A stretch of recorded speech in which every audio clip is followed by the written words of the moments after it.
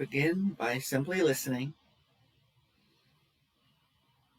Slow down and see just how peaceful today can be. Thanks so much for swinging by. I'm your host, Sebastian St. Smalls. You're killing me, Smalls. Your obedient servant, Vincent Twice. You can always call me Bennett. The plan for this one is more Jane Eyre and more Breath of the Wild.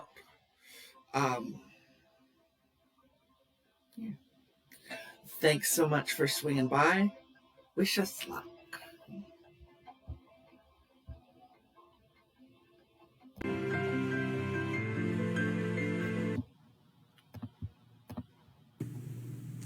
Hi, welcome back. This is week 2 of our Tea with Jane Eyre. I'm glad we could join us today, readers. And let's see. To start us off, because it is Tea with Jane Eyre, I'm going to start by introducing our tea of the day. Today's tea is I just went tea bag. I didn't go loose leaf today. It's from Steep by Bigelow, and it is the Earl Grey tea. So let's go ahead and get that poured out for all of us. If you'd like to comment below as to what it is that you're enjoying today, please do. Oops. That's really nice. Also, I wanted to give a little shout out today. It is in honor of Jane Eyre getting ready to go to school at Lowood. I decided to wear a shirt honoring the school, one of the schools I went to. It's also National Library Week, so even though a lot of our public libraries around the communities are closed right now due to the COVID-19, a lot of our libraries, like ours here in San Diego, are doing work. We're doing these programs like this. We're offering a lot of online programs. We're trying to support our communities as best we can. And so even though our buildings are closed, your public libraries are still available for you. We are so glad to be able to serve our communities. So thank you very much for joining us during National Library Week. Michigan's where I went to library school, so go blue. Okay, so let's see. I thought we'd go ahead and get started. Before we lead into Chapter 5 of Jane Eyre today, I did want to give a couple little notes. This is where they start doing some of those things where they are going to say the town of something, and they're trying to be a little bit anonymous, because the idea is this was originally supposed to have been written as an autobiography that was only edited by Currer Bell, which was the pen name for Charlotte Bronte. So in that case, in order to kind of obscure some of the place names, she does a lot of stuff like they're going to go to the town of L, and then it's written actually as the letter L and a dash afterwards. So I'm either, just in the sense of how to say that, I'm usually just going to say either she's from L, and so that's what that means. Or likewise, there might be some town later on where it's going to say, sure, or shire, depending if you want to go Hobbit or Worcestershire sauce pronunciation. So depending on how I'm feeling at the time, I'll be, sure, or the town of L, So that's what that means. It's not just that, okay? So let's go ahead and get started now that you know what my little shorthand or longhand, I guess, abbreviation is, what it means. So we're going to go and get started with Chapter 5 of Charlotte Bronte's Jane Eyre. Just to catch you up where we left off. Again, I think most of you already know Jane Eyre, young orphan, not very good relationship with her adoptive or her family that's raising her. And so what happened in our last chapter was that Mr. Lloyd, the apothecary, had recommended to her guardian, Mrs. Reed, that she be allowed to go to school. And she met Mr. Brocklehurst, who is who runs the Lowood School, and Jane was quite upset because her aunt, Mrs. Reed, told Mr. Brocklehurst that she is a liar. And Jane vehemently protested after Mr. Brocklehurst left and told her aunt, in no uncertain terms, I'm not the liar, you are. And when I go forward, I'm never going to call you aunt again. I'm never going to forget this moment and this trauma. And now Jane is ready to go off to have her new life over at Lowood School and never go back to Gateshead again. So here we are ready to start Chapter 5 as she embarks on her new journey, leaving Gateshead Hall. Chapter 5. 5 o'clock had hardly struck on the morning of the 19th January when Bessie brought a candle into my closet and found me already up and nearly dressed. I had risen half an hour before her entrance and had washed my face and put on my clothes by the light of a half moon just setting, whose ray streamed through the narrow window of my little crib. I was to leave Gateshead that day by a coach, which passed the lodge gates at 6 a.m. Bessie was the only person yet risen. She had lighted a fire in the nursery, where she now proceeded to make my breakfast. Few children can eat when excited with the thoughts of a journey, nor could I. Bessie, having pressed me in vain to take a few spoonfuls of the boiled milk and bread she had prepared for me, wrapped up some biscuits in a paper and put them into my bag. Then she held up my pelisse and bonnet, and wrapping herself in a shawl, she and I left the nursery. As we passed Mrs. Reed's bedroom, she said, "Will you go in and bid Mrs. goodbye?" "No, Bessie. She came to my crib last night when you were gone down to supper and said I need not disturb her in the morning, or my cousins either. And she told me to remember that she had always been my best friend and to speak of her and be grateful to her accordingly." "What did you say, miss?" "Nothing. I covered my face with the bedclothes and turned from her to the wall." "That was wrong, Miss Jane." "It was quite right, Bessie. Your missus has not been my friend. She has been my foe."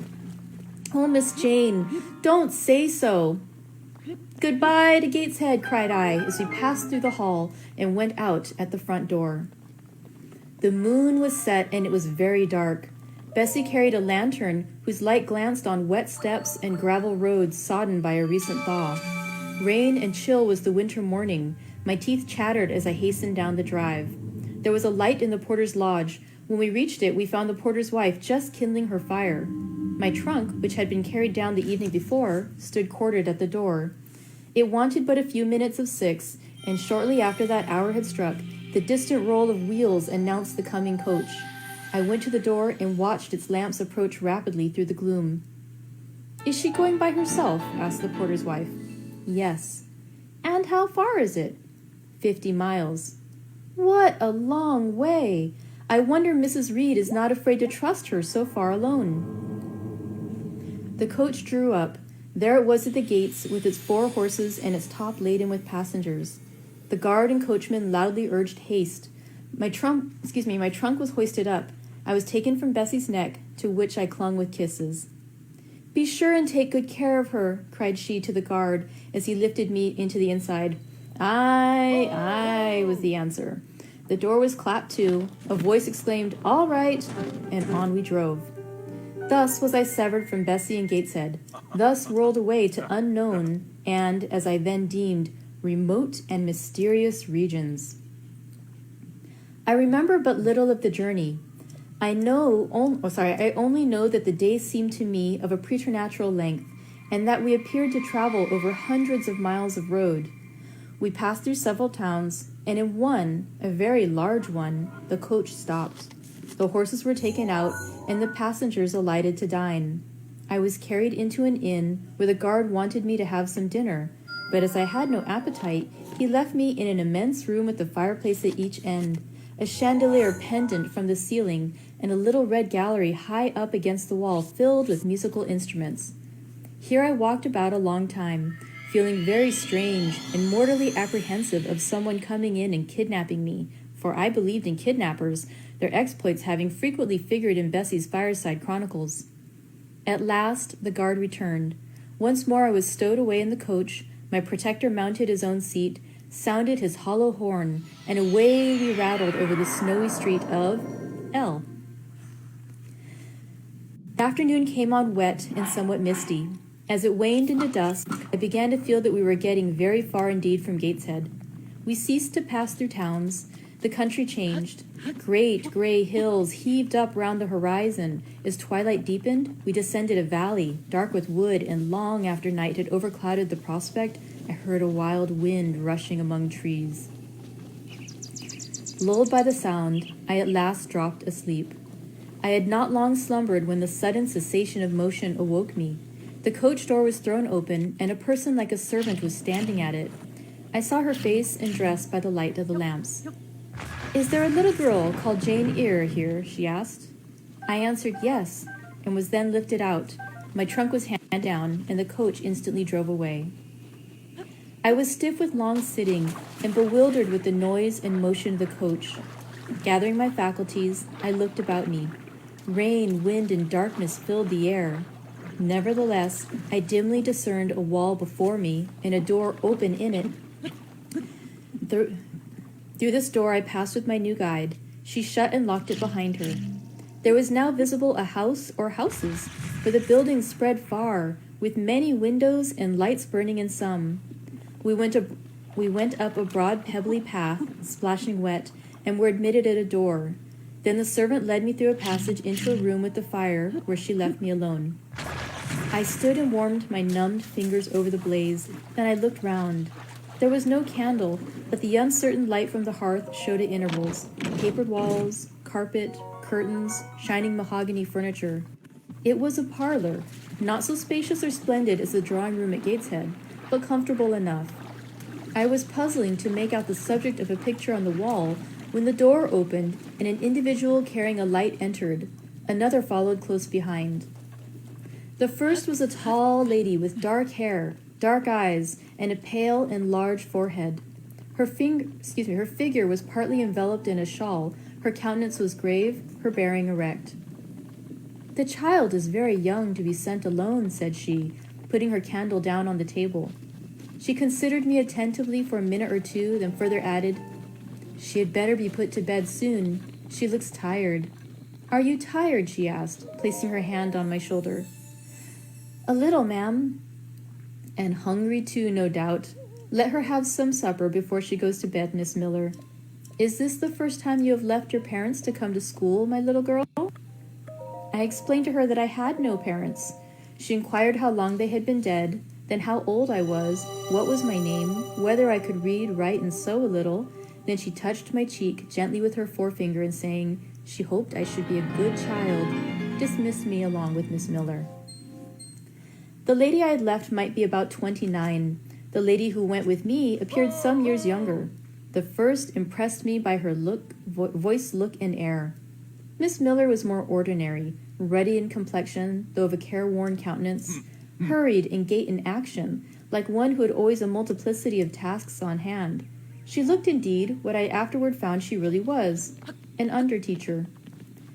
Led by her, I passed from compartment to compartment, from passage to passage, of a large and irregular building, till, emerging from the total and somewhat dreary silence pervading that portion of the house we had traversed, we came upon the hum of many voices, and presently entered a wide, long room with great deal tables, 2 at each end, on each of which burned a pair of candles, and seated all round on benches, a congregation of girls of every age from 9 or 10 to 20. Seen by the dim light of the dips, their number to me appeared countless, though not in reality exceeding 80. They were uniformly dressed in brown stuff frocks of quaint fashion, and long Holland pinafores.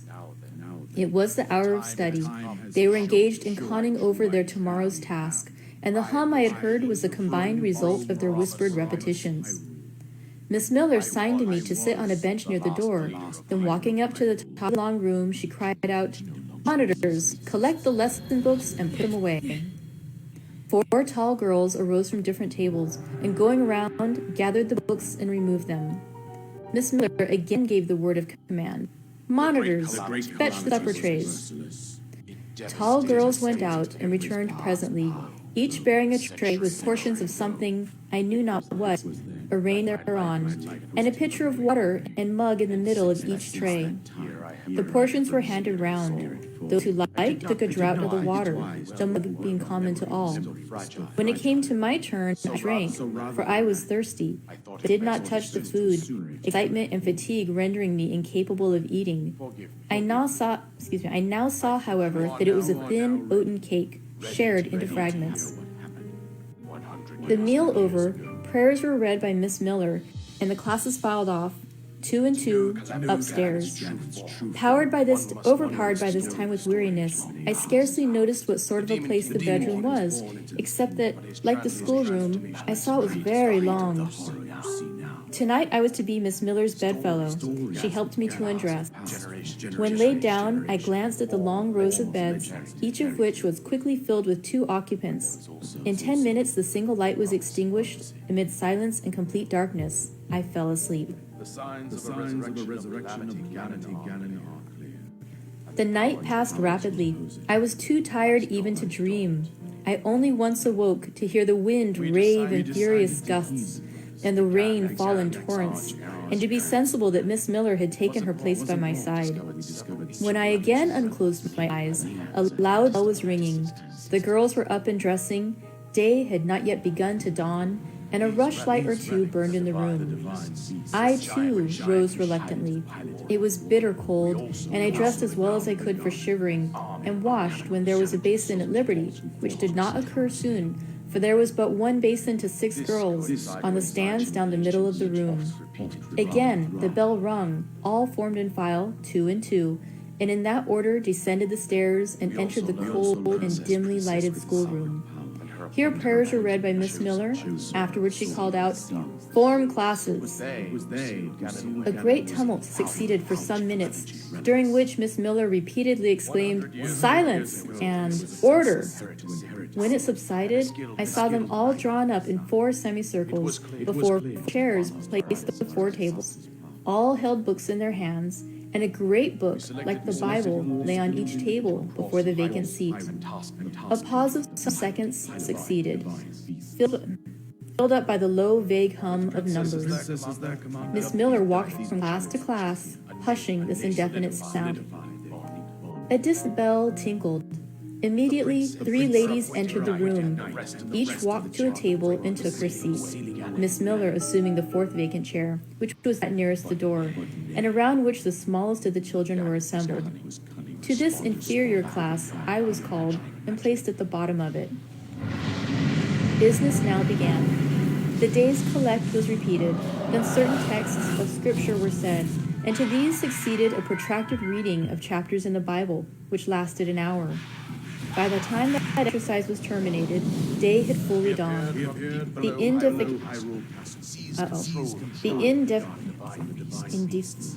to have a hard time pronouncing this, I'm so sorry. The indefatigable? Yes, I think that's it. The indefatigable bell now sounded for the 4th time. The classes were marshaled and marched into another room to breakfast. How glad I was to behold a prospect of getting something to eat. I was now nearly sick from inanition, having taken so little the day before. The refectory was a great, low-ceilinged, gloomy room. On 2 long tables smoked basins of something hot, which, however, to my dismay, sent forth an odor far from inviting. I saw a universal manifestation of discontent when the fumes of the repast met the nostrils of those destined to swallow it. From the van of the procession, the tall girls of the 1st class rose the whispered words, "Disgusting! The porridge is burned again." "Silence!" ejaculated a voice, not that of Miss Miller, but of one of the upper teachers, a little and dark personage, smartly dressed, but of somewhat morose aspect, who installed herself at the top of one table, while a more buxom lady presided at the other. I looked in vain for her I had first seen the night before. She was not visible. Miss Miller occupied the foot of the table where I sat, and a strange, foreign-looking elderly lady, the French teacher, as I afterward found, took the corresponding seat at the other board. A long grace was said, and a hymn sung. Then a servant brought in some tea for the teachers, and the meal began. Ravenous, and now very faint, I devoured a spoonful or 2 of my portion without thinking of its taste. But the first edge of hunger blunted, I perceived that I had got in hand a nauseous mess. Burned porridge is almost as bad as rotten potatoes. Famine itself soon sickens over it. The spoons were moved slowly. I saw each girl taste her food and try to swallow it, but in most cases the effort was soon relinquished. Breakfast was over, and none had breakfasted. Thanks being returned for what we had not got, and a second hymn chanted, the refectory was evacuated for the schoolroom. I was one of the last to go out, and in passing the tables I saw one teacher take a basin of the porridge and taste it. She looked at the others, all their countenances expressed displeasure, and one of them, the stout one, whispered, "Abominable stuff! How shameful!" A quarter of an hour passed before lessons again began, during which the schoolroom was in a glorious tumult. For that space of time it seemed to be permitted to talk loud and more freely, and they used their privilege. The whole conversation ran on breakfast, which one and all abused roundly. Poor things, it was the sole consolation they had. Miss Miller was not the only teacher in the room. A group of great girls standing about her spoke with serious and sullen gestures. I heard the name of Mr. Brocklehurst pronounced by some lips, at which Miss Miller shook her head disapprovingly, but she made no great effort to check the general wrath. Doubtless, she shared in it.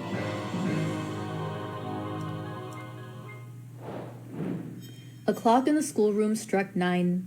Miss Miller left her circle and, standing in the middle of the room, cried, "Silence! To your seats!" Discipline prevailed. In 5 minutes, the confused throng was resolved into order, and comparative silence quelled the babble clamor of tongues. The upper teachers now punctually resumed their posts, but still all seemed to wait. Ranged on benches down the sides of the room, the 80 girls sat motionless and erect. A quaint assemblage they appeared, all with plain locks combed from their faces, not a curl visible, in brown dresses made high and surrounded by a narrow tucker about the throat, with little pockets of holland, shaped something like a Highlander's purse, tied in front of frocks and destined to serve the purpose of a work bag. All, too, wearing woolen stockings and country-made shoes fastened with brass buckles. Above 20 of those clad in this costume were full-grown girls, or rather, young women. It suited them ill and gave an air of oddity even to the prettiest. I was still looking at them and also at intervals examining the teachers, none of whom precisely pleased me, for the stout one was a little coarse, the dark one not a little fierce, the foreigner harsh and grotesque, and Miss Miller, poor thing, looked purple, weather-beaten, and overworked, when as my eye wandered from face to face, the whole school rose simultaneously, as if moved by a common spring. What was the matter? I had heard no order given. I was puzzled.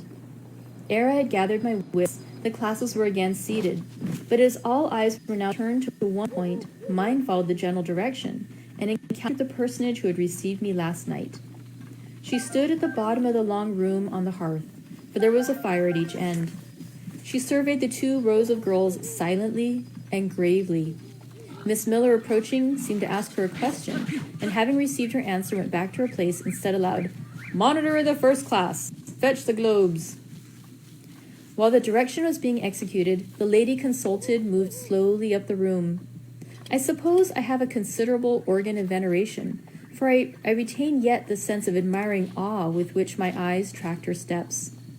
Seen now in broad daylight, she looked tall, fair, and shapely, brown eyes with a benignant light in their irids, and a fine penciling of long lashes round relieved the whiteness of her large front.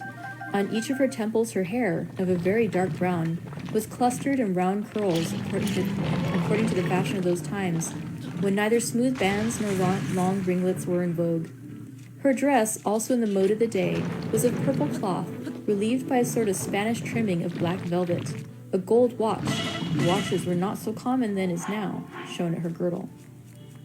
Let the reader add, to complete the picture, refined features, a complexion, if pale, clear, and a stately air and carriage, and he will have, at least as clearly as words can give it, a correct idea of the exterior of Miss Temple, Maria Temple, as I afterwards saw the name written in a prayer book entrusted to me to carry to church.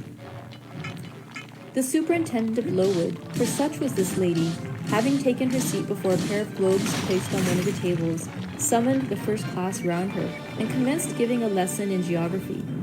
The lower classes were called by the teachers. Repetitions in history, grammar, etc. went on for an hour. Writing and arithmetic succeeded, and music lessons were given by Miss Temple to some of the older girls. The duration of each lesson was measured by the clock, which at last struck 12. The superintendent rose. "I have a word to address to the pupils," said she. The tumult of cessation from lessons was already breaking forth, but it sunk at her voice. She went on, "You had this morning a breakfast which you could not eat. You must be hungry. I have ordered that a lump of bread and cheese shall be served to you all." The teachers looked at her with a sort of surprise. "It is to be done on my responsibility," she added, in an explanatory tone to them, and immediately afterward left the room. The bread and cheese was presently brought in and distributed, to the high delight and refreshment of the whole school.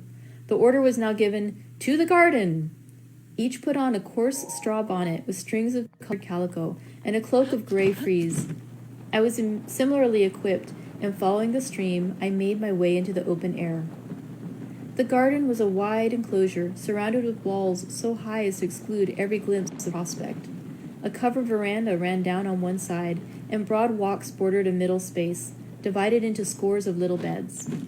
These beds were assigned as gardens for the pupils to cultivate, and each bed had an owner. When full of flowers, they would doubtless look pretty, but now, at the latter end of January, all was wintry blight and brown decay. I shuddered as I stood and looked about me. It was an inclement day for outdoor exercise, not positively rainy, but darkened by a drizzling yellow fog. All underfoot was still soaking wet with the floods of yesterday. The stronger among the girls ran about and engaged in active games, but sundry pale and thin ones herded together for shelter and warmth in the veranda. And among these, as the dense mist penetrated to their shivering frames, I heard frequently the sound of a hollow cough. As yet, I had spoken to no one, nor did anybody seem to me. I stood lonely enough, but to that feeling of isolation I was accustomed. It did not oppress me much. I leaned against a pillar of the veranda, drew my gray mantle close about me, and trying to forget the cold which nipped me without, and the unsatisfied hunger which gnawed me within, delivered myself up to the employment of watching and thinking. My reflections were too undefined and fragmentary to merit record. I hardly yet knew where I was. Gateshead, my past life, seemed floated away to an immeasurable distance. The present was vague and strange, and of the future I could form no conjecture. I looked around the convent-like garden and then up at the house, a large building, half of which seemed gray and old, the other half quite new. The new part, containing the schoolroom and dormitory, was lighted by mullioned and latticed windows, which gave it a church-like aspect.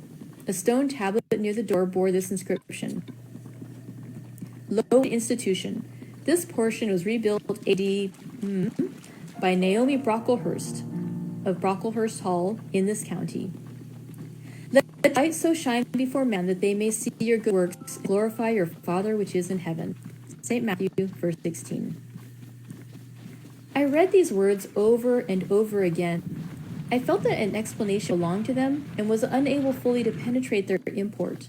I was still pondering the signification of institution and endeavoring to make that connection between the first words and the verse of Scripture when the sound of a cough close behind me made me turn my head. I saw a girl sitting on a stone bench near. She was bent over a book, on the perusal of which she seemed intent. From where I stood, I could see the title. It was Rasselas, a name that struck me as strange and consequently attractive. In turning a leaf, she happened to look up, and I said to her directly, "Is your book interesting?" I had already formed the intention of asking her to lend to me someday.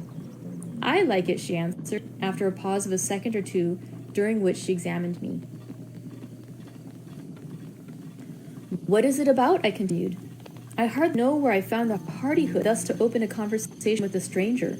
The step was contrary to my nature and habits, but I think her occupation touched a chord of sympathy somewhere, for I too liked reading, though of a frivolous and childish kind. I could not digest or comprehend the serious or substantial. "You may look at it," replied the girl, offering me the book. I did so. A brief examination convinced me that the contents were less taking than the title. Rasselas looked dull to my trifling taste. I saw nothing about fairies, nothing about genii. No bright variety seemed spread over the closely printed pages. I returned it to her. She received it quietly, and without saying anything, she was about to relapse into her former studious mood, and I ventured to disturb her. "Can you tell me what the writing on that stone over the door means? What is Lowood Institution?" "The house where you are come to live." "And why do they call it institution? Is it in any way different from other schools?" "It is partly a charity school. You and I, and all the rest of us, are charity children. I suppose you are an orphan? Are not either your father or your mother dead?" "Both died before I can remember." "Well, all the girls here have lost either one or both parents, and this is called an institution for educating orphans." "Do we pay no money? Do they keep us for nothing?"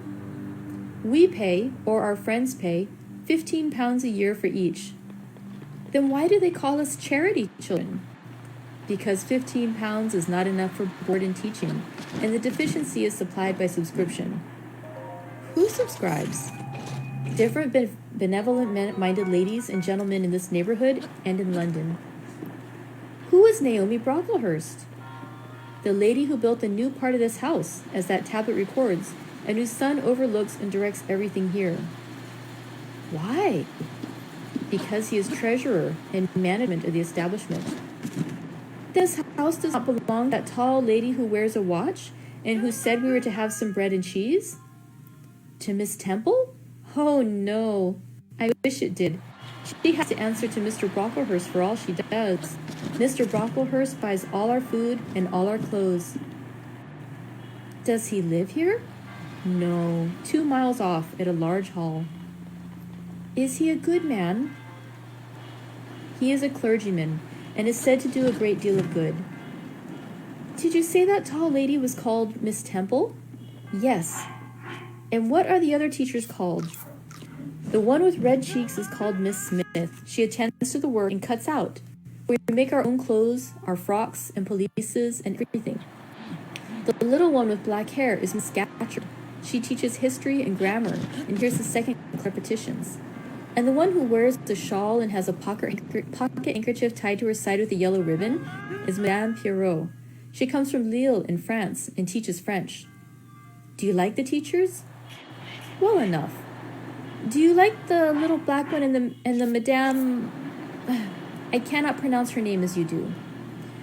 Miss Scatcherd is hasty. You must take care not to offend her. Madame Pierrot is not a bad sort of person. But Miss Temple is the best, isn't she? Miss Temple is very good and very clever. She is above the rest because she knows far more than they do. Have you been here long? 2 years. Are you an orphan? My mother is dead. Are you happy here? You ask rather too many questions. I have given you answers enough for the present. Now I want to read. But at that moment the summons sounded for dinner. All re-entered the house. The odor which now filled the refectory was scarcely more appetizing than that which had regaled our nostrils at breakfast. The dinner was served in 2 huge tin-plated vessels, whence came a strong steam, redolent of rancid fat. I found the mess to consist of indifferent potatoes and strange shreds of rusty meat, mixed and cooked together. Of this preparation, a tolerably abundant plateful was apportioned to each pupil. I ate what I could and wondered within myself whether each day's fare would be like this. After dinner, we immediately adjourned to the schoolroom. Lessons recommenced and were continued till 5 o'clock. The only marked event of the afternoon was that I saw the girl with whom I had conversed in the veranda dismissed in disgrace by Miss Scatcherd from a history class and sent to stand in the middle of the large schoolroom. The punishment seemed to me in a high degree ignominious, especially for so great a girl. She looked 13 or upward. I expected she would show signs of great distress and shame, but to my surprise, she neither wept nor blushed. Composed though grave, she stood, the central mark of all eyes. How can she bear it so quietly, so firmly, I asked of myself. Were I in her place, it seems to me I should wish the earth to open and swallow me up. She looks as if she were thinking of something beyond her punishment, beyond her situation, of something not round her nor before her. I have heard of daydreams. Is she in a daydream now? Her eyes are fixed on the floor, but I'm sure they do not see it. Her sight seems turned in, gone down into her heart. She is looking at what she can remember, I believe, not at what is really present. I wonder what sort of a girl she is, whether good or naughty. Soon after 5 p.m., we had another meal, consisting of a small mug of coffee and half a slice of brown bread. I devoured my bread and drank my coffee with relish, but I should have been glad of as much more. I was still hungry. Half an hour's recreation succeeded, then study, then the glass of water and the piece of oatcake, prayers, and bed. Such was my first day at Lowood. And that concludes Chapter 5 of Jane Eyre by Charlotte Bronte. Thank you very much for coming to read with us today. Again, if you haven't had a chance yet, I'd like to share what kind of tea you're having today. If you want to give a shout out to your school where you went to. It's a lovely day. Thank you very much for coming. And again, happy National Library Week. I'll try to think of some other fun activity for us to do tomorrow in tying out the week. Thank you. Take care. Hi readers, welcome back. It's another day of tea with Jane Eyre. I'm Christina Wainwright. I'm the branch manager of the Pacific Beach Library here in lovely San Diego. And that was a look out the window because it is beautiful out there. I want to also remind you guys, this is still National Library Week. I am a proud librarian. Oops, sorry, tilted. A proud librarian. And I was thinking one fun thing that we could do together, if you feel like doing a little bit of an activity today, in addition to reading stories with us and perhaps sharing which tea you're going to drink today. I'm going to pour mine out in a minute. But I thought if you might be interested in doing the book face challenge with us, this is one of those fun little kind of book-related little things. The idea is find a book, if you have one in your home library, that has like a picture of a body part of a person or an animal or something like that. And then find a way to combine it with yourself. Now this is best done with at least 2 people. Hi! I just saw someone say hi. Hi, Susan. So what you could do, and again, this is a little tricky doing this with just me. Do this with another person, because if you're selfing it, it's going to be hard. But like, let's say I was there, I might try to take a photo with this picture with a book. And so I might try to arrange my arms behind it. So you can see on my right arm there. If you arrange it behind, it'll look like it matches the photo, like it's going in there. Or like, let's say you had something with a partial face. You might try to line it up. Well, there, I'm lined up right, but it's too small for my head, so I want to get it bigger, bigger, bigger. And now, of course, I can't see the screen, so I don't know if I'm lined up right. But you would want to have another person to help you do it, but try to make a book face if you can. I think after the video, I'll go ahead and see if I can get somebody here at the library to help me, and then we'll post one in the comments. But if you guys have a book on your shelf at home that has a picture of a person or an animal or something like that that you want to combine with yourself, then it could be kind of fun to do. So that's my challenge for you today. If you'd like to add a book face in the comments, that would be fun. All right, so today my tea is it's a dandelion detoxing tea. Just thought. This one is a mix of dandelion, burdock root, and also rooibos. And I thought that was kind of interesting because I've never noticed burdock root in a tea before. And in fact, I've only ever had burdock root in this Japanese dish called kimpira, because they call that long root gobo. And so to see it actually used in something else, I was kind of excited when I saw this one in a tea. So this one, unlike my usual, not at all sweet,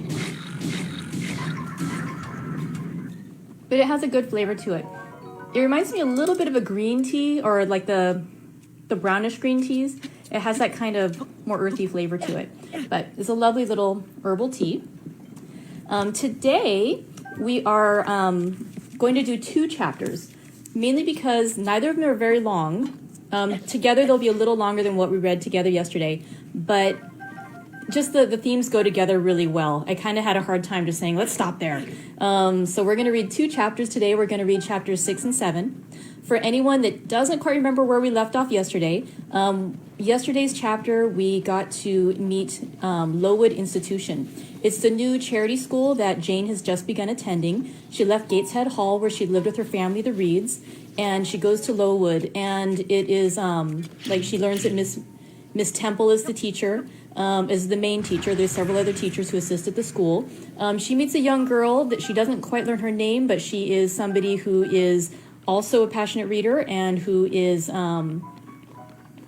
thoughtful. And we're going to meet her a bit more in these chapters today.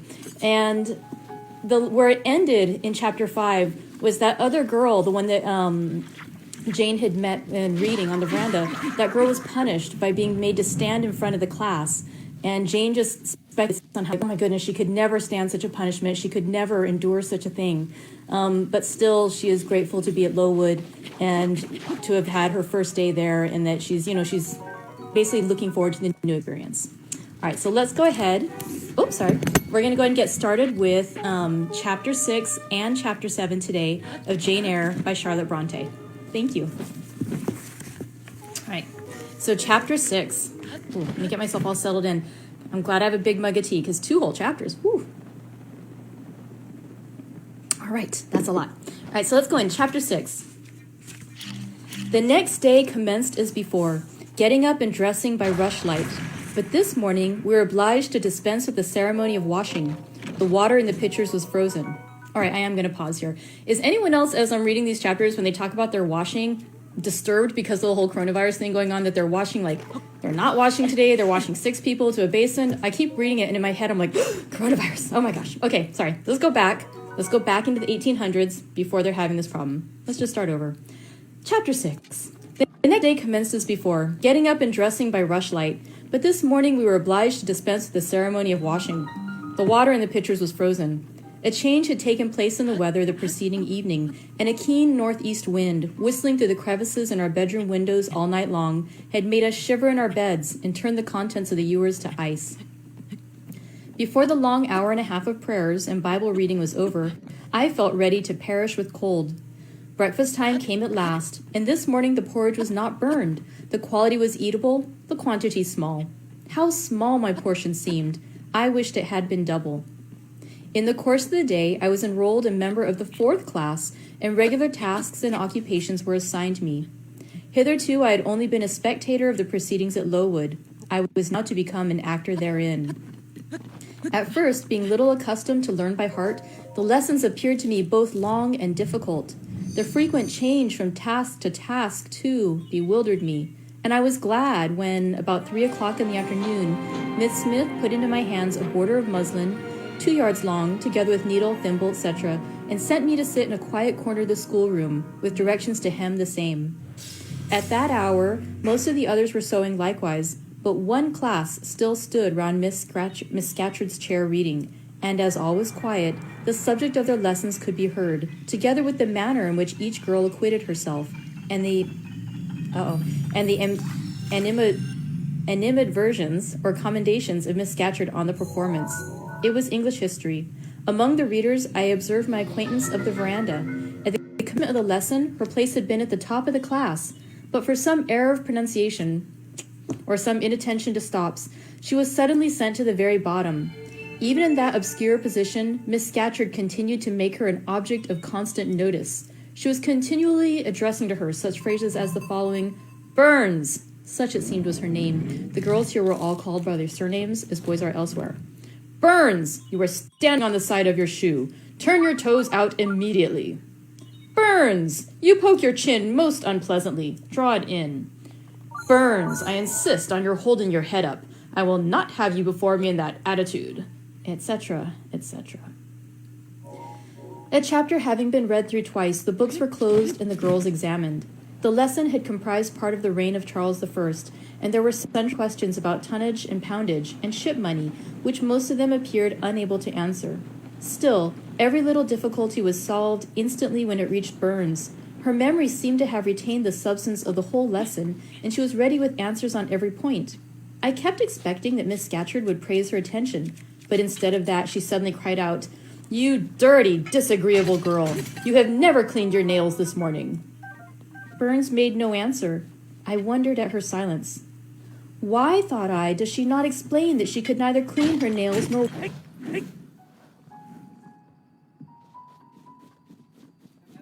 wash me hold a skein of thread? While she was winding it, she talked to me from time to time, asking whether I had ever been at school before, whether I could mark, stitch, knit, etc., till she dismissed me. Till she dismissed me, I could not pursue my observations on Miss Scatcherd's movements. When I returned to my seat, that lady was just delivering an order, of which I did not catch the import. But Burns immediately left the class, and going into the small inner room where the books were kept, returned in half a minute, carrying in her hand a bundle of twigs tied together at one end. This ominous tool she presented to Miss Scatcherd with a respectful courtesy. Then she quietly, and without being told, unloosened her pinafore, and the teacher instantly and sharply inflicted on her neck a dozen strokes with the bunch of twigs. Not a tear rose to Burns's eye, and while I paused from my sewing, because my fingers quivered at the spectacle with a sentiment of unavailing and impotent anger, not a feature of her pensive face altered its ordinary expression. "Hardened girl!" exclaimed Mrs. Scatcherd. "Nothing can correct you of your slatternly habits. Carry the rod away." Burns obeyed. I looked at her narrowly as she emerged from the book closet. She was just putting back her handkerchief into her pocket, and the trace of a tear glistened on her thin cheek. The play hour in the evening I thought the pleasantest fraction of the day at Lowood. The bit of bread, the draught of coffee swallowed at 5 o'clock, had revived vitality if it had not satisfied hunger. The long restraint of the day was slackened. The schoolroom felt warmer than in the morning, its fires being allowed to burn a little more brightly, to supply in some measure the place of candles not yet introduced. The ruddy gloaming, the licensed uproar, the confusion of many voices gave one a welcome sense of liberty. On the evening of the day on which I had seen Miss Scatcherd flog her pupil Burns, I wandered as usual among the forms and tables and laughing groups, without a companion, yet not feeling lonely. When I passed the windows, I now and then lifted a blind and looked out. It snowed fast. A drift was already forming against the lower panes. Putting my ear close to the window, I could distinguish from the gleeful tumult within the disconsolate moan of the wind outside. Probably if I had lately left a good home and kind parents, this would have been the hour when I should most keenly have regretted the separation. That wind would then have saddened my heart. This obscure chaos would have disturbed my peace. As it was, I derived from both a strange excitement, and reckless and feverish, I wished the wind to howl more wildly, the gloom to deepen to darkness, and the confusion to rise to clamor. Jumping over forms and creeping under tables, I made my way to one of the fireplaces. There, kneeling by the high wire fender, I found Burns, absorbed, silent, abstracted from all round her by the companionship of a book, which she read by the dim glare of the embers. "Is that still Rasselas?" I asked, coming behind her. "Yes," she said, "and I have just finished it." And in 5 minutes more, she shut it up. I was glad of this. Now, thought I can perhaps get her to talk. I sat down by her on the floor. "What is your name besides Burns?" "Helen." "Do you come a long way from here?"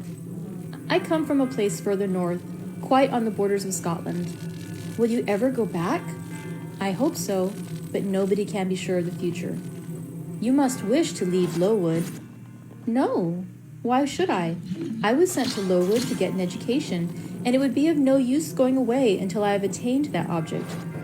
"But that teacher, Miss Scatcherd, is so cruel to you." "Cruel? Not at all. She is severe. She dislikes my faults." "And if I were in your place, I should dislike her. I should resist her. If she struck me with that rod, I should get it from her hand. I should break it under her nose." "Probably you would do nothing of the sort. But if you did, Mr. Brocklehurst would expel you from the school. That would be a great grief to your relations. It is far better to endure patiently a smart which nobody feels but yourself, than to commit a hasty action whose evil consequences will extend to all connected with you. And besides, the Bible bids us return good for evil." "But then it seems disgraceful to be flogged and be sent to stand in the middle of a room full of people. And you are such a great girl. I am far younger than you, and I could not bear it." "Yet it would be your duty to bear it, if you could not avoid it. It is weak and silly to say you cannot bear what it is your fate to be required to bear." I heard her with wonder. I could not comprehend this doctrine of endurance, and still less could I understand or sympathize with the forbearance she expressed for her chastiser. Still, I felt that Helen Burns considered things by a light invisible to my eyes. I suspected she might be right and I wrong, but I would not ponder the matter deeply. Like Felix, I put it off to a more convenient season. "You say you have faults, Helen. What are they? To me, you seem very good." "Then learn from me not to judge by appearances. I am, as Miss Scatcherd said, slatternly. I seldom put and never keep things in order. I am careless. I forget rules. I read when I should learn my lessons. I have no method, and sometimes I say, like you, I cannot bear to be subjected to systematic arrangements." This is all very provoking to Miss Scatcherd, who is naturally neat, punctual, and particular. "And cross and cruel," I added, but Helen Burns would not admit my addition. She kept silence. "Is Miss Temple as severe to you as Miss Scatcherd?" At the utterance of Miss Temple's name, a soft smile flitted over her grave face. Miss Temple is full of goodness. It pains her to be severe to anyone, even the worst in the school. She sees my errors and tells me of them gently, and if I do anything worthy of praise, she gives me my meed liberally. One strong proof of my wretchedly defective nature is that even with her expostulations so mild, so rational, have not influenced to cure me of my faults, and even her praise, though I value it most highly, cannot stimulate me to continued care and foresight. That is curious, said I. It is so easy to be careful. For you, I have no doubt it is. I have observed you in your class this morning and saw you were closely attentive. Your thoughts never seemed to wander while Miss Miller explained the lesson and questioned you. Now, mine continually rove away. When I she's in collecting all she says with assiduity, often I lose the very sound of her voice. I fall into a sort of dream. Sometimes I think I am in Northumberland, and that the noises I hear around me are the bubbling of a little brook which runs through deep den near our house. Then, when it comes to my turn to reply, I have to be wakened, and having heard nothing of what was read for listening to the visionary brook, I have no answer ready. Yet how well you replied this afternoon! It was mere chance. The subject on which we had been reading had interested me. This afternoon, instead of dreaming of Deepden, I was wondering how a man who wished to do right could act so unjustly and unwisely as Charles I sometimes did. And I thought what a pity it was that, with his integrity and conscientiousness, he could see no further than the prerogatives of the crown. If he had but been able to look at a distance and see how what they call the spirit of the age was tending. Still, I like Charles. I respect him. I pity him, poor murdered king. Yes, his enemies were the worst. They shed blood they had no right to shed. How dared they kill him? Helen was talking to herself now. She had forgotten I could not very well understand her, that I was ignorant, or nearly so, of the subject she discussed. I recalled her to my level. And when Miss Temple teaches you, do your thoughts wander then? Oh, no, certainly not often, because Miss Temple has generally something to say which is newer than my own reflections. Her language is singularly agreeable to me, and the information she communicates is often just what I wish to gain. Well then, Miss Temple, you are good? Yes, in a passive way. I make no effort. I follow as inclination guides me. There is no merit in such goodness. A great deal. You are good to those who are good to you. It is all I ever desire to be. If people were always kind and obedient to those who are cruel and unjust, the wicked people would have it all their own way. They would never feel afraid, and so they would never alter, but grow worse and worse. When we are struck at without a reason, we should strike back again, very hard. I am sure we should. So hard as to teach the person who struck us never to do it again. You will change your mind, I hope, when you grow older. As yet, you are but a little untaught girl. But I feel this, Helen. I must dislike those who, whatever I do to please them, persist in disliking me. I must resist those who punish me unjustly. It is as natural as that I should love those who show me affection or submit to punishment when I feel it is deserved. Heathens and savage tribes hold that doctrine, but Christians and civilized nations disown it. How? I don't understand. It is not violence that best overcomes hate, nor vengeance that most certainly heals injury. What then? Read the New Testament and observe what Christ says and how he acts. Make his word your rule and his conduct your example. What does he say? Love your enemies, bless them that curse you, do good to them that hate you and despitefully use you. Then I should love Mrs. Reed, which I cannot do. I should bless her son John, which is impossible. In her turn, Helen Burns asked me to explain, and I proceeded forthwith to pour out, in my own way, the tale of my sufferings and resentments. Bitter and truculent when excited, I spoke as I felt, without reserve or softening. Helen heard me patiently to the end. I expected she would then make a remark, but she said nothing. Well, I said impatiently, is not Mrs. Reed a hard-hearted, bad woman? She has been unkind to you, no doubt, because, you see, she dislikes your cast of character, as Miss Scatcherd does mine. But how minutely you remember all she's done and said to you. What a singularly deep impression her injustice seems to have made on your heart. No ill usage so brands its record on my feelings. Would you not be happier if you tried to forget her severity, together with the passionate emotions it excited? Life appears to me too short to be spent in nursing animosity or registering wrongs.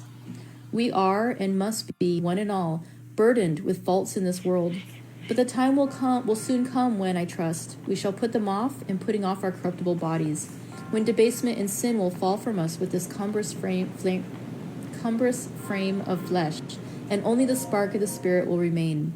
The impalpable principle of life and thought, pure as when it left the Creator to inspire the creature.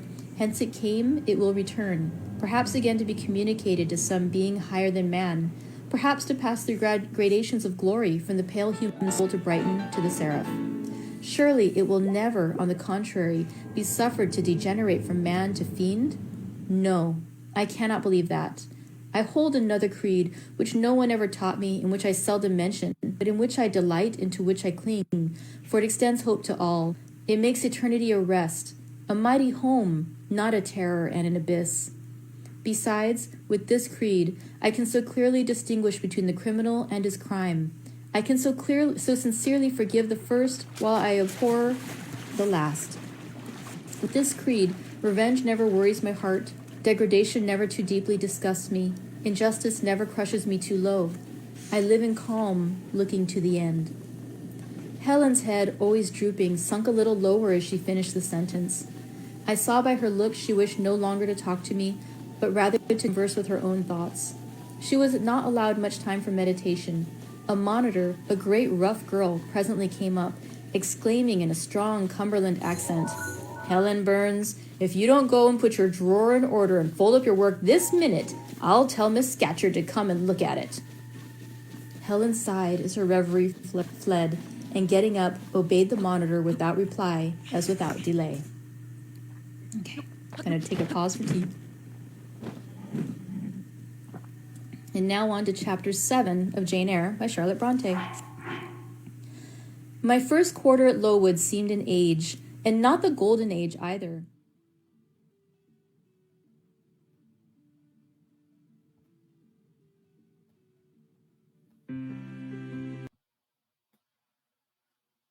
Well, that was a fun one. Thanks so much for swinging by. Begin by simply listening, slow down, see just how peaceful today can be. I have been your host, your obedient servant, Sebastian. Let me start again. No, it doesn't matter this time. Catch you guys on the flip side.